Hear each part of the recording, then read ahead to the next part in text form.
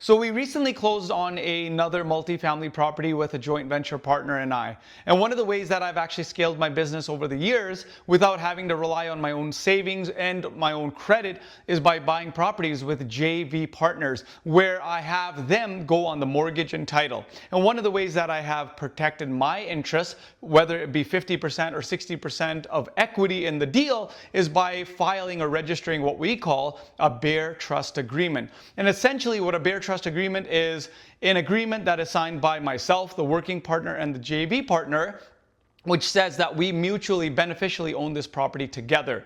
And once that it is signed, it's a legal document that a lawyer draws up. I register that as a caveat or a lien on the title after the bank. Now, what happened in this instant, usually what I do is what you're supposed to do is wait a couple of months after the bank has registered their mortgage on the title.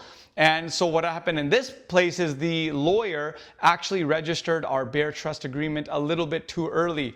And now if you know anything a little about real estate, is when you buy a property, the bank, or not the bank, the lawyer is required to send a report to the bank showing that the title has transferred to the new owner and that the title is clear. There's no second mortgage, there's no other registrations after the bank, and which is totally fine. But what you're supposed to do is you're supposed to wait a little bit. Once that report is sent, 1 or 2 months, you can register your bare trust agreement. Because what you don't want to happen is you don't want the bank to get triggered where they're seeing like, hey, what's this second mortgage or registration? Now, usually this is done. This is why we wait a little bit to have it done after the fact. And this is all legal. This is all done through the lawyer. But again, what we did is we did it a bit too early. So what I had to do in this case, because that report from my JV partner's lawyer wasn't sent to the bank where it was showing our trust agreement that was already registered, we had to go back and unregister this. So we had to go back, pay the lawyer to unregister this agreement, which we paid them for.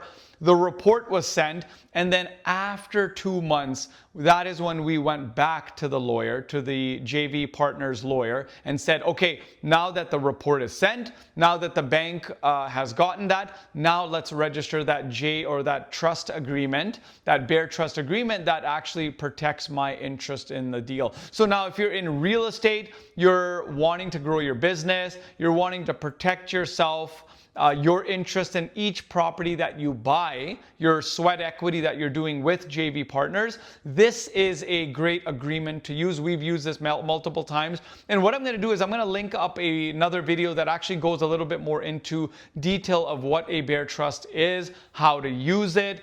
But in this video, the lesson that I want you to know is if you are going to use this agreement or an agreement like this, to not do it at the same time as closing on the property or when your JV partner closes on the property, because like my case, this is what can happen. And again, the deal can fall apart, or the bank just gets spooked and says like, well, what's going on here? What's this registration? What's this JV agreement that's also on the title?